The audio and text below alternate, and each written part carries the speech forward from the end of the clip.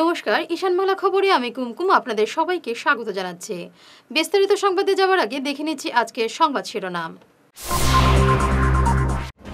শিলচরে প্রিয়াঙ্কার ঐতিহাসিক road show, উল্লাস কংগ্রেস শিবিরে। সুস্মিতার ইন্দিরা গান্ধীর মতোই ক্ষমতা রয়েছে বললেন প্রিয়াঙ্কা। করিমগঞ্জে হিমন্তর রোড শো, উজ্জীবিত বিজেপি। কয়লার কালো টাকায় লড়ছে বিজেপি, অভিযোগ রকিবুলের। এবারে বিস্তারিত ঈশান বাংলা খবর। বিমানবন্দর থেকে রাঙ্গিরখাড়ি। প্রিয়াঙ্কা গান্ধী ২৭ কিলোমিটারের এই সফল রোড শো লড়াইটা অনেক কঠিন করে দিল বিজেপির জন্য। রাস্তার দুধারে কাতারে কাতারে মানুষ, মুখে একটি স্লোগান, প্রিয়াঙ্কা গান্ধী জিন্দাবাদ। সব মিলিয়ে প্রায় ১ লক্ষ লোক এদিন দেখলেন প্রিয়াঙ্কাকে। রোড শোতে চা বাগান অঞ্চলের মানুষের উপস্থিতি ছিল চোখে পড়ার মতো। ইন্দিরা মাতা এসেছেন।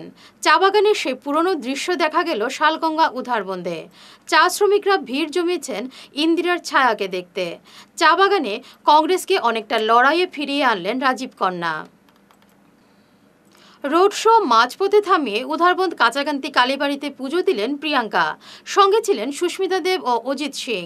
প্রায় ১০ মিনিট তিনি পুজো দেন। সে সময় তাকে দেখতে মন্দিরেও ভিড় জমে যায়। শালগঙ্গায় তাকে স্বাগত জানানো হয়। এতে কংগ্রেস কর্মীরা যোগ দেন। ৩ ঘন্টার এই রোড শো শেষ হয় রাঙ্গিরখাড়ি পয়েন্টে। শহরের রাস্তায় ছিল মানুষের ঢল।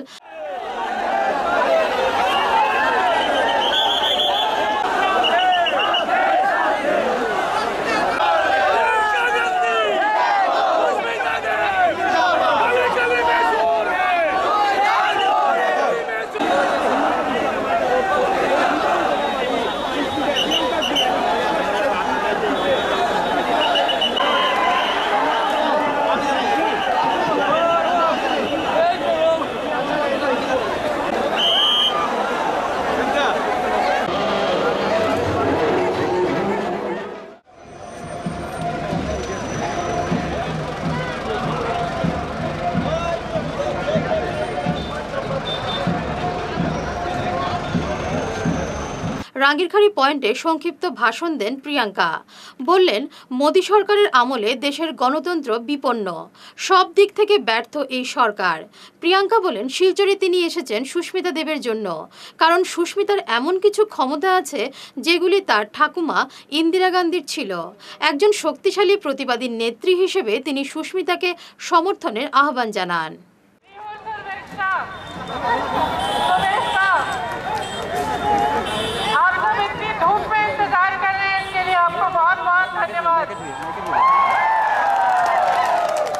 मैं पहली बार शिलचर आई हूँ, लेकिन जितना प्यार मुझे मिल रहा है ऐसा लगता है कि बार-बार आई हूँ। और रास्ते में जैसे हम आ रहे थे, कुछ लोगों ने मेरी दादी का नाम लिया, इंदिरा जी का नाम लिया। वो आपके क्षेत्र का, नॉर्थ ईस्ट का, आपकी संस्कृति का बहुत आदर करते हैं। और हमेशा जब भी यहाँ आती थी, जो भी कोई उनको मिलता था, आपके यहाँ से वो घर पे बहुत संभाल के रखती थी और हमें बताती थी नॉर्थ ईस्ट के बारे में। आप उनको क्यों याद करते हैं? हेलो। तो आप उनके प्रति इतनी श्रद्धा आपके मन में, आपके दिल में क्यों है? क्योंकि आप जानते थे कि जो राजनीति उन्होंने की, जिस तरह से उन्होंने सरकार चलाई और जिस तरह से उन्होंने कांग्रेस को अपने निरीक्षण में मजबूत बनाया, उसके पीछे उनकी नीयत साफ थी। उनकी नीयत ये थी कि वो जनता के लिए कि जो राजनीति कर रही थी वो जनता की सेवा के लिए कर रही थी और अपने जीवन के आखिरी पल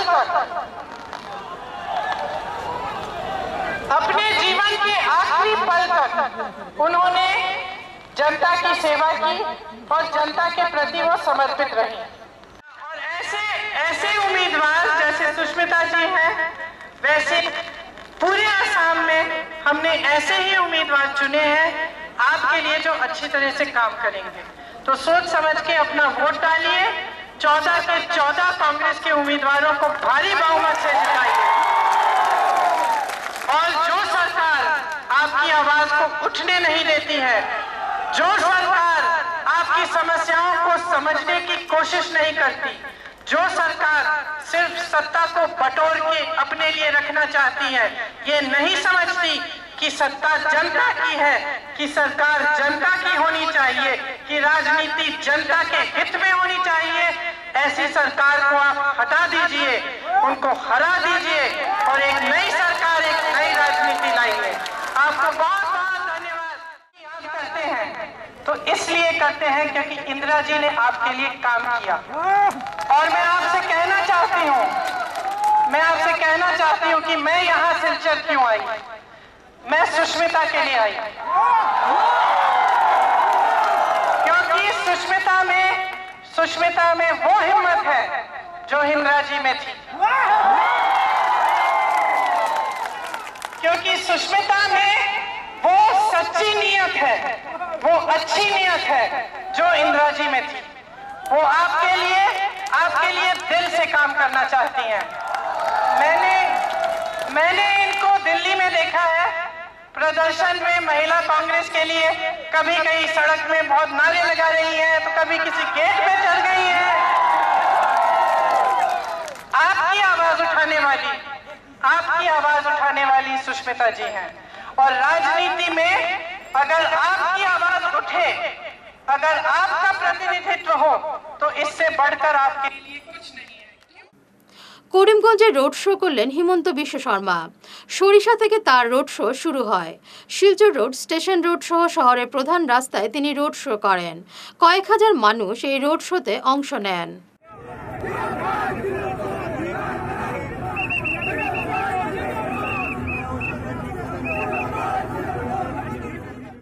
সুস্মিতা কাজ করেননি বলেই একজন নেতা-নেত্রীকে শিলচরে এনে প্রচার চালাচ্ছেন। ঘুঙ্গুর বাইপাসে বিজেপির এক নির্বাচনী সভায় এই মন্তব্য করেন অর্থমন্ত্রী হিমন্ত বিশ্ব শর্মা। তিনি বলেন, সুস্মিতা, রাহুল গান্ধী, প্রিয়াঙ্কা গান্ধী, সিধু সবাইকে এনেছেন, এখন সোনিয়া গান্ধীকেও আনেন কিনা এটাই দেখার বিষয়। এভাবেই তিনি কংগ্রেসকে খোঁচা দিলেন। বিকাশে আমার পরিচয়। আজি 5 বছর সুস্মিতা দেব যদি কাম কৰিলে হেতেন, তেতিয়ালে রাহুল গান্ধী, নবজিৎ সিংহ, প্রিয়ঙ্কা গান্ধী সব মাতাৰ দৰকাৰ আছিল নেকি? আপোনালোকে কওকচোন। এতিয়াতো মোৰ চিন্তা হৈছে সোনিয়া গান্ধীও আহি যায় নেকি কালি পৰহি ইয়াতে। তো ফাৰ্ষ্ট আহি গ'ল ৰাহুল গান্ধী, তাৰপিছত আহি গ'ল সিদ্ধু, আৰু কৰ অসমৰ লিডাৰবিলাক আছে। আজি মই শুনিলোঁ কালি আমাৰ প্ৰচেছনত ইমান নাৰ্ভাছ হৈ গ'ল যে আজি প্ৰিয়ঙ্কা গান্ধী লৈ আহিল। আমি খোজ কাঢ়িলোঁ 15 কিলোমিটাৰ, প্ৰিয়ঙ্কা গান্ধী বহি ল'লে ট্ৰাকৰ ওপৰত। তো এতিয়া যদি পাব্লিকক আমাক কেনেকুৱা লিডাৰ লাগে, যোন মানুহৰ সঙ্গে হঠাতে মানুহৰ লগত খোজ কাঢ়িব, মানুহৰ লগত যাব, ওপৰৰ পৰা ট্ৰাকৰ পৰা এরকম আশীর্বাদ দিলে কি হবে? কিছুতো হবে না। উপরওয়ালাটো আছে আশীর্বাদ নেওয়ার জন্য, আল্লাহ ঈশ্বরটো উপরে আছে, ওনার আশীর্বাদ আমাকে লাগে। কিন্তু ট্রাকের উপরে উঠি কেউ দেবী বললে এটা কি কাজ হবে নাকি? আপনারা বলেন।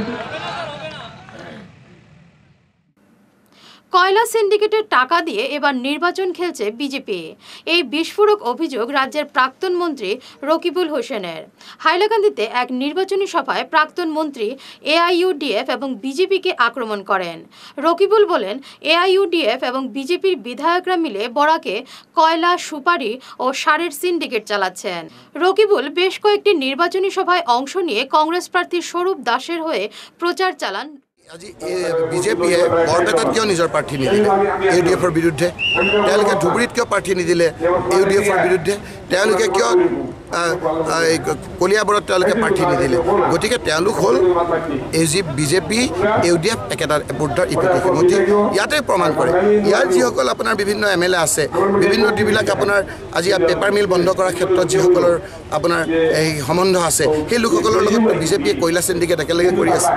আজি কৈলাশ সিন্ডিকেটত ইয়াত যে কোটি কোটি টকা লৈছে সেইটো ইনকোয়ারি কৰিব আজি এই সৰ্বানন্দ সোণোৱাল চৰকাৰৰ সৰ্ববৃহৎ যদি কেলেংকাৰী হৈছে বৰাকৰ আমাৰ যিবিলাক তামোলৰ কেলেংকাৰী যিবিলাক আপোনাৰ কয়লা কেলেংকাৰী সেই পইচাৰে বৰাকৰ পইচাৰে গোটেই অসমৰ বিজেপিয়ে ইলেকশ্যন খেলিছে সেই কথা সকলোৱে জানে সেইকাৰণে নিৰ্বাচনত বিজেপি এজিপি সকলোৱে কংগ্ৰেছক ভোট দিব সবাইকে এনআরসি দিতে হবে সবাইকে নাগরিকত্ব দিতে হবে আর মোদির নাগরিকত্ব বিল কোনো কাজে আসবে না বলে মন্তব্য করেন সাংসদ সুস্মিতা দেব আশ্রম রোডে এক নির্বাচনী সভায় তিনি বলেন নাগরিকত্ব বিল পাশ হলে সবাইকে প্রথমে থানায় গিয়ে বলতে হবে তারা বাংলাদেশের কোন গ্রাম থেকে এসেছেন তাই এই বিল কাউকে নাগরিকত্ব দেবে না বলে তিনি চ্যালেঞ্জ দেন মোদিজির বিল আপনার দিক থেকে কতজন পড়েছেন আপনারা কতজন যারা এখানে আছেন যারা ভাবছেন যে মোদির বিলে নাগরিকত্ব আছে এইটা তো কেউ পড়েনি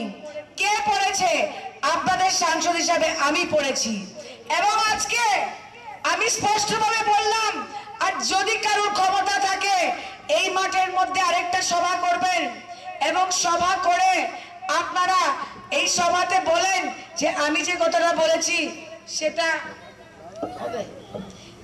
ভুল মোদিজির বিল যদি পাস হয় নাম্বার 1 আপনাদের প্রত্যেককে বুঝতে লাগবে যে যারা বাংলাদেশ থেকে এসছে তাদেরকে প্রথম থানায় যেতে হবে থানায় গিয়ে স্বীকার করতে হবে যে বাংলাদেশ থেকে এসছে এবং বাংলাদেশের কোন গ্রাম থেকে এসছে বাঙালি নেত্রী হিসেবে সুস্মিতা আজ জাতীয় নেত্রী তাই তাকে ভোট দেওয়ার আহ্বান জানালেন কংগ্রেস নেত্রী বিস্মিতা গগৈ কিন্তু আকৌ ক'বলৈ যায় যে 60 বছৰ কংগ্ৰেছে কি কৰিলে 60 বছৰ কংগ্ৰেছে কি কৰিলে বুলি কওঁতে হয়তো আপোনালোকে ভাবিছে হয়তো কি কৰিলে আপোনাক আজি যিটো অৱস্থা দিছে কংগ্ৰেছে সেই অৱস্থালৈ আপোনালোকক উন্নয়ন কৰিলে যিখন ভাৰত কংগ্ৰেছে 60 বছৰ আগত পাইছিলে সেইখন ভাৰতত বেজি এটা উৎপাদন কৰিব নোৱাৰিছিলে কিন্তু আজি ভাৰতৰ পৰা চন্দ্ৰলৈ মানুহ গৈছে মংগল গ্ৰহলৈ যান পঠাব পৰা হৈছে ৰাস্তা পদূলি উন্নয়ন কৰিছে আপোনালোকে নিজৰ এখন অসমতে চাওক এই বৰাকভেলী অঞ্চলটোতে চাওক 10-15 আগতে আপোনালোকৰ গাঁৱে চুকে কোনে কিমান লাইট জ্বলিছিলে কিন্তু কংগ্ৰেছে লাইট জ্বলালে ৰাজীৱ গান্ধী আঁচনি নাম দি আৰু এতিয়া আঁচনিখন সলনি হ'ব পাৰে কিন্তু সেই সুবিধা কংগ্ৰেছে আপোনালোকক দিলে কংগ্ৰেছে দুখীয়া মানুহৰ কাৰণে ঘৰ দিলে নাম দিলে ইন্দিৰা গান্ধী আৱাস যোজনা নাম সলনি কৰি এতিয়া আপোনালোকক বেলেগে সেইবিলাক দি আছে ন্যাশনাল হাইওয়ে রামকৃষ্ণ লেনে অনুষ্ঠিত সভায় দেশের সামগ্রিক উন্নতির স্বার্থে বিজেপিকে ভোট দেওয়ার আহ্বান জানানো হয় শিলচর আসনের বিজেপির প্রার্থী রাজদীপ রায় বলেন সাংসদ হিসেবে সুস্মিতা দেব ব্যর্থ তাই তাকে ভোট দেওয়ার প্রশ্ন ওঠে না এই সভায় উপস্থিত ছিলেন অশোক সরকার সুনীল চৌধুরী শুক্লাল দাস সন্তোষ দাস প্রমুখ আপনারা জানেন যে আগামী যে ইলেকশন কয়েকদিনের মধ্যে এসেছে তাতে সাংবিধানিক অধিকার আমরা প্রয়োগ করার জন্য 18 তারিখ অর্থাৎ আমাদের বৃহস্পতিবার সকাল 7টা থেকে বিকেল 5টা অবধি আমাদের ভোট হবে আর সেদিন আমরা সবাই মিলে আমাদের সাংবিধানিক অধিকার আমরা প্রয়োগ করব বিগত 5 বছর থেকে আমরা দেখেছি কিভাবে নরেন্দ্র মোদী মহাশয় অক্লান্ত পরিশ্রম করে মাথার ঘাম পায়ে ফেলে যেভাবে উনি কাজ করে যাচ্ছেন তাতে নিশ্চিন্ত আমরা বলতে পারছি যে উনি আগামী দিনে আবার প্রধানমন্ত্রী হতে চলেছেন বন্ধুগণ ইনকামবেন্সি নেই উল্টো প্রো ইনকামবেন্সি হয়ে গেছে যে লোক উনাকে যারা আগে উনার কাছ থেকে যে বেনিফিটস গুলো পেয়েছিল তার থেকে উচ্ছ্বাসিত হয়ে উনাকে আবার ভারতবর্ষের প্রধানমন্ত্রী রূপে দেখতে চায় বন্ধুগণ উনি বলেছেন যে আমি কবীন্দ্রপুর কায়স্থ মহাশয়কে আমি দেখিয়ে দেব কিভাবে বিরোধী দলের থেকে আমরা স্কিম আনতে পারি উন্নয়নমূলক কাজ করতে পারি সেটা আমরা দেখিয়ে দেব হিমন্ত বিশ্ব শর্মার হেলিকপ্টার রবিবার অল্পের জন্য দুর্ঘটনা থেকে রক্ষা পেল ধুলোয় ভরা হেলিপ্যাডে কিছুই দেখা যাচ্ছে না মাঝপথে আটকে পড়েছিল হেলিকপ্টার শেষ পর্যন্ত 1 ঘন্টা পরে নামলো কপ্টার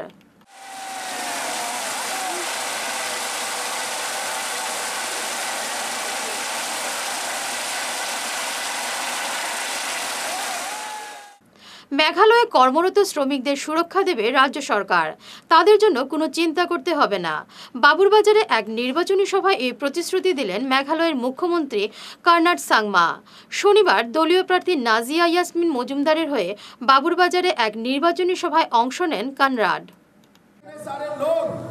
आज यहाँ पे जो मेघालय के साथ काम करते हैं, आज हमारे साथ यहाँ पे जुड़े हुए हैं। दोस्तों, मैं आप लोग को विश्वास दिलाना चाहता हूँ कि मेघालय का मुख्यमंत्री होने के नाते और एनपीपी का अध्यक्ष होने के नाते आप लोग जिस तरह आज काम कर रहे हैं, आगे भी बिना किसी कठिनाई के, बिना किसी प्रॉब्लम के आप आगे भी काम कर सकेंगे, ताकि और हमारे मेघालय के लोग भी आगे इसमें बढ़ सके। ये आप लोगों का मेरी तरफ से वादा है दोस्तों, ये हम लोग इस चीज को बढ़ाएंगे आगे भी। और जो जो लोग हमारे मेघालय से ट्रांजिट करते हैं, जो जो लोग हमारे जेते हिल्स और शिलोंग रास्ते से गुवाहाटी की तरफ निकलते हैं, चाहे एनआरसी के समय जो छोटा मोटा प्रॉब्लम हुआ था, मैं आप लोगों को विश्वास दिलाना चाहता हूँ ऐसा प्रॉब्लम आगे आने वाले समय में नहीं होगा। বিশিষ্ট সাংবাদিক কেজি সুরেশের মতে শিলচর আসনে বিজেপির জন্য কঠিন হবে। তিনি বলেন, ক্ষমতায় থাকার নেতিবাচক প্রভাবের জন্য এটা হয়েছে। তিনি সাংবাদিকের সঙ্গে এক চা চক্রে একথা বলেন। पोलराइजेशन में देखा मैं जहाँ कुछ लोगों से अपार्ट फ्रॉम टी गार्डन भी मैं लोगों से मिला, तो मुझे एक पोलराइजेशन के बारे में जहाँ ये बताया गया, विच इज़ अनफॉर्चुनेट अगर ये सच है तो, that there is an entire section which is voting in a particular way. That is not healthy for democracy also. Because I think after 70 years we should come above vote bank. It is both sides. But हाँ, तो वो जो है नहीं, both sides में नहीं है. Unfortunately वो both sides में नहीं है. यहाँ तो इस तरफ for example divisions है. You know. On the other side there is divisions. Even among Chai Bagan also, I will be telling him, untruth if I say that the entire Chai Bagan is for him. পানীয় জলের সংকটে নাজেহাল হয়ে vote বয়কটের ডাক দিলেন national highway Chittaranjan এভিনিউর বাসিন্দারা। এক সভার মাধ্যমে তারা এই সিদ্ধান্ত নেন। গত ৮ বছর থেকে তারা এই পানীয় জলের সংকটে পড়েছেন, অথচ তারা নির্ধারিত ফিস দিয়ে যাচ্ছেন। আরবান ওয়াটার সাপ্লাই ও সুয়ারেজ বোর্ডের বিরুদ্ধে এলাকাবাসীরা খুব উগরে দেন। বারবার তারা এই বিষয়টি নিয়ে দরবার করলেও কোনো সুরাহা হয়নি। তারা পুরসভার বিরুদ্ধে খুব উগরে দেন। তাই এলাকাবাসীরা সিদ্ধান্ত নিয়েছেন পানীয় জল সংকটের স্থায়ী সমাধান না হলে তারা ভোট বয়কট করবেন। ভোট খারে দিতা যে মানুষে তার সিটিজেন, তার গলির মানুষ, তার ওয়ার্ডের মানুষ, তার এমএলএ কনস্টিটুয়েন্সির মানুষ, হ্যাঁ খবর না খালি ভোটের লাগে আয়। আরে ভাই ভোটের লাগে ঠিক আছে, তোমরা রাজা বল পাই যাইবার চেয়ারে বই যায়, ঠিক আছে, আমরা কিন্তু ভোট দিতাম না। ভোট যখন আমরা দিতাম তো একটু তো দেখো ইনিশিয়াল একটা প্রাইমারি যে জিনিস মানুষের খাওয়া দাওয়ার থেকে নিয়ে, খাওয়া দাওয়ার থেকে সব থেকে ইম্পর্টেন্ট জিনিসটা হলো জল। আর হইল গিয়া ল্যাট্রিন বাথরুম সামনে করবো। যদি জল তুমি সামনে না দিতে পারো, এটা কোনো টাইম নেই, টেবিল নাই, কেউ এটার উপরে ইনকোয়ারি করে না, কিছু করে না। সবই যদি সারেন্ডার করে এমএলএর কাছে গেলে, এমএলএ আমি জানি না, ওয়ার্ড কমিশনার আমি জানি না, এইটা আমার এখতিয়ারও নাই। আর ভাই কার এখতিয়ারও? তাইলে এটাও আমরা এখতিয়ারও না, এটাও আমরা এখন লেখতাম, তারা গেলে গল্লা দিয়ে বাগাইতে লাগবো, ভাইয়া এটা করতে লাগবো। Thank you. ন্যাশনাল হাইওয়ে বৃহত্তর এলাকা, যে এলাকা দীর্ঘদিন থেকে জল পান না। বিগত 13 ইংরাজিতে আমরা জলের জন্য ভুগতে অলরেডি 13 ইংরাজিতে আমরা 4-5 বছর ভোগার পরে, এইভাবে জলে ভোগার পরে আমরা আরবান ওয়াটারে গিয়া আমরা লিখিত দিছি আমরা জল পাইলাম না। বিভিন্ন সময়ে আমরা বিভিন্নভাবে তারারে গিয়া কইছি, বিভাগীয় কর্তৃপক্ষ কোনো কর্ণপাত করছে না। এবং তারপরে একজন ইঞ্জিনিয়ার তাই নাম্বারে এসুরেন্স দিয়েছেন, লিখিত এসুরেন্স দিয়েছেন যে এট এনি কস্ট তাই নাম্বারে 6 মান্থের ভিতরেই জল দেবে। কিন্তু 13 থেকে 19 দ্যাট ইজ 7 বছর থেকে কোনো জলের কোনো খবরই নাই। তারপরে তারা বিল দেয়, কিছু বাড়িতে বিল যায়, তারা বিল দেয়, তারা হয়তো অতি ভদ্র মানুষ, তারা আরবানরে জল না পাইয়া বিল দেয়। কিন্তু আমি অত ভদ্র না, আমি জলের বিল দেই না, কারণ আমি জলই পাই না, আমি জলের বিল কেন দিতাম? আমি জল পাই না, আমি জলের বিল কেন দিতাম? এইভাবে আমার মতো আর অনেকেই বিল দেন না, আবার অনেকেই বিল দিতেছে। ভোটের আগে আপনার মানুষ আইছে, আমার বাড়িতে এখনো আইছে, কিন্তু ভোটের পরে না আপনার রিপ্রেজেন্টেটিভ আসে না কেউ আসে, আর আপনার লাগাল পাওয়া আমরা পক্ষে সম্ভব না। আমরা সাধারণ অতি সাধারণ মানুষ, তো এর জন্য আমরা এখন আলটিমেট সিদ্ধান্ত যে আমরা ভোট বয়কট করব। আপনার কত যাবে টোটাল পরিবার কতজন এই এলাকায়? আমরা এখানে 200 ফ্যামিলি, 5000 ভোটার তো হইবই। আপনারা পুরো 5000 ভোটার এই সিদ্ধান্ত নিয়েছেন? হ্যাঁ, এখানে 3-4টা গলি আছে। নির্বাচনী প্রচার নিয়ে সবাই যখন ব্যস্ত, তখন হাইলাকান্দি শহরে এক চুরির ঘটনা ঘটে গেল। শহরের কাছারি রোডের ন্যাশনাল ওয়াচ হাউসে গ্রাহক বেশে এক চোর প্রবেশ করে। অন্য গ্রাহকের সঙ্গে দোকান মালিক ব্যস্ত ছিলেন, সেই সুযোগে একটি মোবাইল ফোন নিয়ে চলে যায়। সমস্ত দৃশ্য সিসিটিভি ক্যামেরায় বন্দী হয়ে যায়। परसों रात को मैं अकेला था दुकान पे, तो उस टाइम पे शाम 6 बज रहा है, हम दूसरा कस्टमर का मोबाइल दिखा रहा है। अचानक एक लड़का आया, मेरा इस तरफ मोबाइल दिख रहा है, उस तरफ दिख रहा है। हम पूछा था क्या दिख रहा है, बोल रहा है नहीं हम दिखा रहा है, आप दिखाइए, तो हमें चॉइस कर रहा है, उसका बाद हम बोलेगा। इधर हम मतलब उस कस्टमर का ध्यान में था, तो अचानक इधर से ग्लास खुलकर एक मोबाइल लेकर चला गया। तो जाने का बाद हम तो सोचा था इधर एक मोबाइल शॉर्ट दिखा रहा है, तो हम सीसीटीवी को ढूंढा, तो सीसीटीवी फुटेज चेक करने का बाद देखा जी इधर से एक मोबाइल लेकर बस का। कितना प्राइस था उसका? तो 9400 रुपये का मोबाइल था। आपने FIR किया है? हाँ, हम पुलिस FIR किया था कल थाना पे जाकर, हैलाकंदी थाना पे, लेकिन उस टाइम पे पुलिस स्टेशन पे वो लेकर आया था, अभी तक चोर पकड़ा नहीं गया, कुछ खबर अभी तक मिला नहीं। हम फिर सोशल मतलब फेसबुक में भी दिया है और अभी तक कुछ खबर नहीं मिला। তপশিলীরা কেন বিজেপিকে ভোট দেবেন? মোদী সরকারের আমলে তপশিলীরা সবচেয়ে বেশি নির্যাতনের শিকার হয়েছেন। তাই আগামী নির্বাচনে বিজেপিকে এর জবাব দিতে কংগ্রেসকে সমর্থনের আহ্বান জানান শিলচর জেলা কংগ্রেসের তপশিলী বিভাগের সভাপতি সজল কান্তি দাস। বাবা সাহেব ভীমরাও আম্বেদকরজির 128তম জন্মদিন, সেই জন্মদিন উপলক্ষে আমরা কংগ্রেস অফিসে বাবা সাহেবের জন্মদিন পালন করছি, ওনার প্রতিকৃতিতে মাল্যদান করছি, পুষ্পার্ঘ্য নিবেদন করছি। তাই আজকের দিনটা আমাদের জন্য একটি মহান দিন। এই দিনে সেই মহান মনীষী জন্ম নিয়েছিলেন আমাদের ভারতবর্ষে, আর উনি হচ্ছেন ভারতবর্ষের সংবিধান প্রণেতা। তাই আমি আমার দলিত শ্রেণীর প্রতিটা মানুষকে আজ বলতে চাই যে এই বিজেপি সরকারের আমলে সব থেকে বেশি নিপীড়িত হচ্ছে আমাদের দলিত সম্প্রদায়। সেই কথা আমি বলছি না, সেই কথা বলছেন শিলচরের পুরনাগরিক নেহারঞ্জন নারায়ণ ঠাকুর। উনি নরেন্দ্র ভাই মোদীকে চিঠি দিয়ে উল্লেখ করেছেন যে বিজেপি সরকারের আমলে সব থেকে বেশি দলিত মানুষ নিপীড়িত হচ্ছে। তাই আমি দলিত শ্রেণীর তপশিলি সম্প্রদায়ের প্রতিটা মানুষের কাছে আমি বিনম্র আবেদন জানাচ্ছি যে আপনারা এই 18 তারিখের নির্বাচনে আপনারা প্রমাণ করে দিন যে বিজেপি দলিত বিরোধী, আপনারা কংগ্রেসের পক্ষে আসুন, এই কথা। ধন্যবাদ।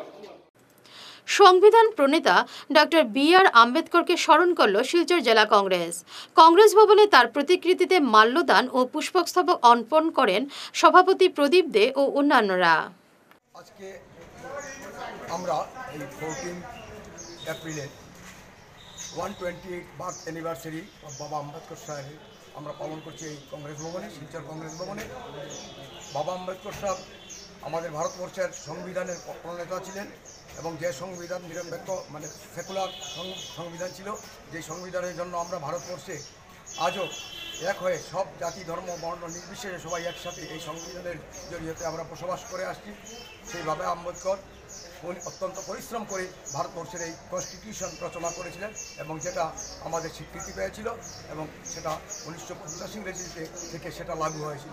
আমরা আজকে বাবা আম্বেদকরের চরণে পুষ্পাঞ্জলি দিয়েছি এই কংগ্রেস ভবনে এবং তিনির নাম আমরা কোনোদিনও ভুলব না এবং প্রত্যেকটি ভারতীয় বিশেষ করে দলিত শ্রেণীর জন্য উনি যেভাবে আজকে এই সংবিধানে সংস্থান করে রেখেছেন সেটা কোনোদিনও ভুলার নয় এবং দলিতকে এমনকি ভারতবর্ষের প্রতিটি লোক ওনার শ্রদ্ধার সাথে চিরদিন স্মরণ করবে। বাসন্তী পুজো রবিবার দশমী থাকলেও অনেকে বিসর্জন করেননি। ন্যাশনাল হাইওয়ে হালদার বাড়িতে বাসন্তী পূজায় এদিন প্রসাদ বিতরণ করা হয়। বিশিষ্ট সমাজসেবী আশিস হালদার বলেন, প্রতি বছর তারা এই পুজো করে আসছেন। বাড়িতে এবছর 4 বছর হলো আমরা বাসন্তী মার পূজা আয়োজন করছি। আমরা এই 4 দিন খুব আনন্দ ফুর্তির মাধ্যমে আমাদের পরিবার তথা পাড়া এবং আমাদের নিকট আত্মীয়রা খুব আনন্দ উপভোগ করেন এই 4 দিন। আর এই পূজার মাধ্যমে আমরা মা দুর্গার কাছে সেটাই কামনা করি যে আমাদের সুস্থ রাখুন, সমাজ সুস্থ থাকুক, আর আমাদের দেশ সমৃদ্ধশালী হোক, সেই কামনা আমরা করি। অনেক জায়গায় আবার রবিবার বিসর্জন হয়ে যায়, বিশেষ করে বাড়ির ক্ষেত্রে, কারণ সোমবার মেয়েদের বাপের বাড়ি থেকে যাত্রা করতে দেওয়া হয় না, তাই রবিবারই বিসর্জন হয়ে যায়।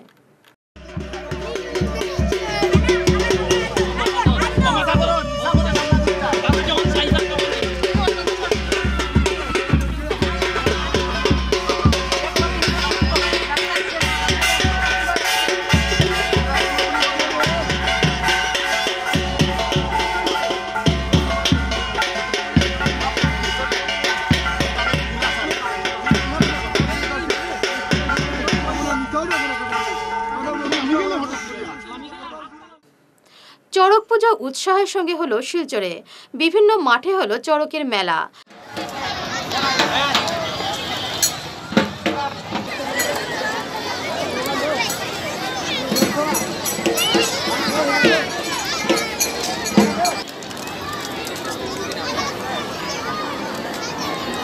রাস্তায় দেখা গেল শিব দুর্গার দৌড় ও নৃত্য।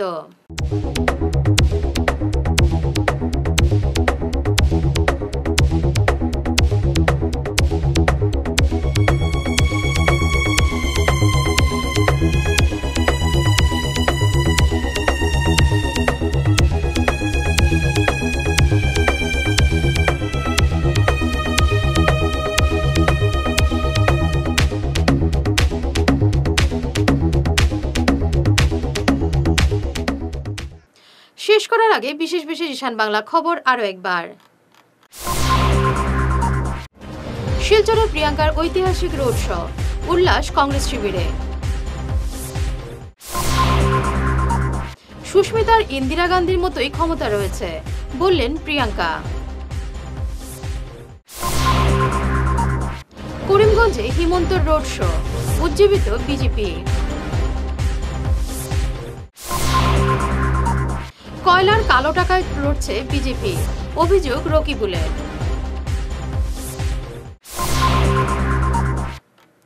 এখনকার মতো ঈশান বাংলা খবর এ পর্যন্তই। নমস্কার।